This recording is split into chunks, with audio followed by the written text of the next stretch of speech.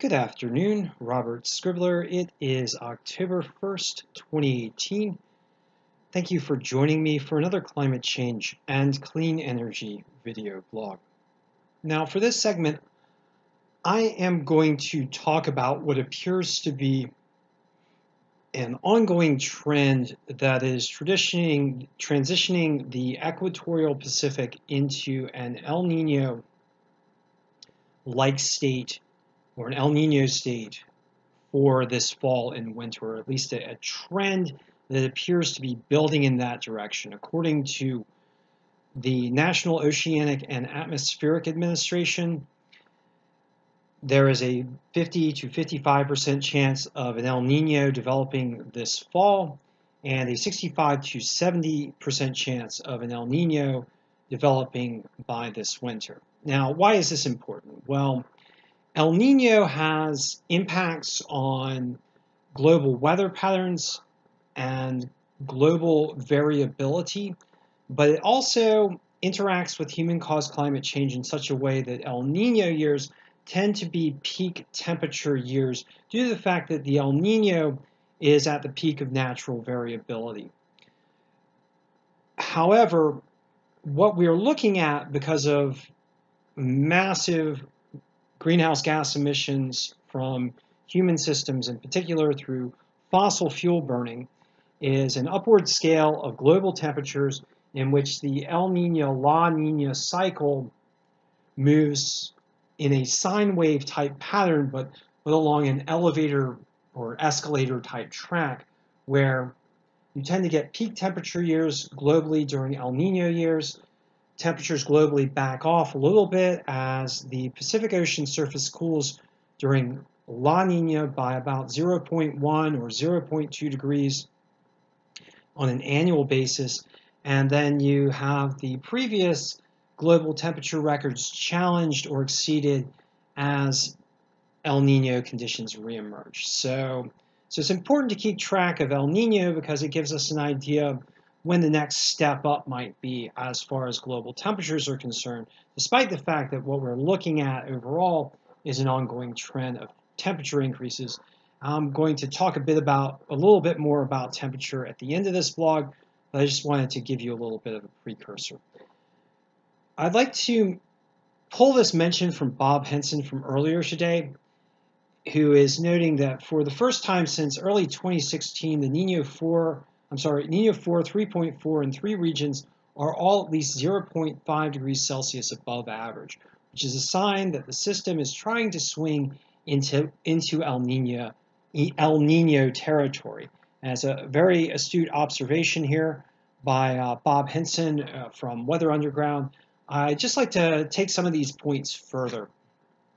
So with regards to trends in the equatorial Pacific, there are a few things that you want to look at when it comes to El Nino trend-wise. And the first is westerly wind anomalies. Usually the trade winds run from east to west across the Pacific Ocean, but when El Nino starts to form, you tend to get these bursts of wind pushing back against the trades.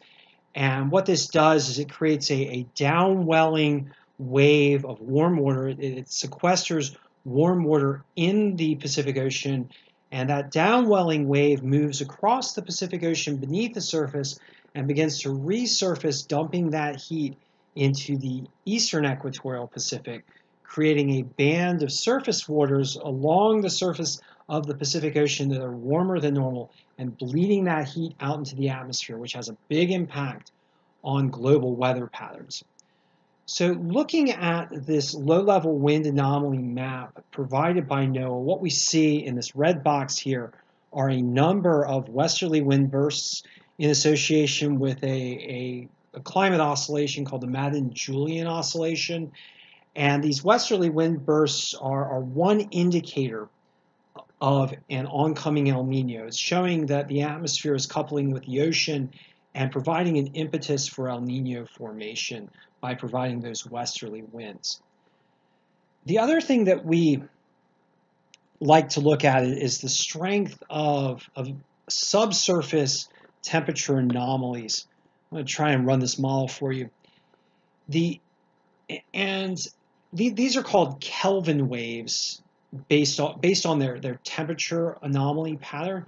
And if you get a warmed Kelvin wave, you'll tend to see the subsurfaces beneath the Pacific Ocean as far as 500 meters beneath the surface and running from the surface to around 500 meters start to warm up. And that's what we're seeing. We're seeing a lot of heat content building up beneath the equatorial waters in the Pacific with the movement of the Kelvin waves roughly propagating from west to east, as we tend to see with a traditional El Nino formation.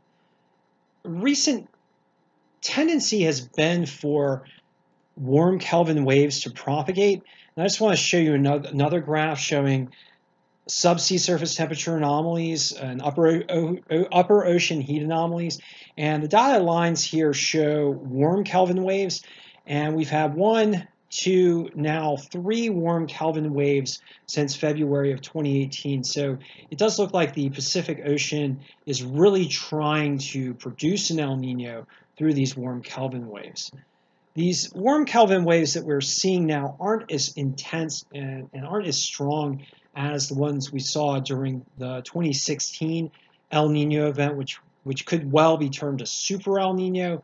But the persistence of these warm Kelvin waves does lend more and more force toward a developing El Nino.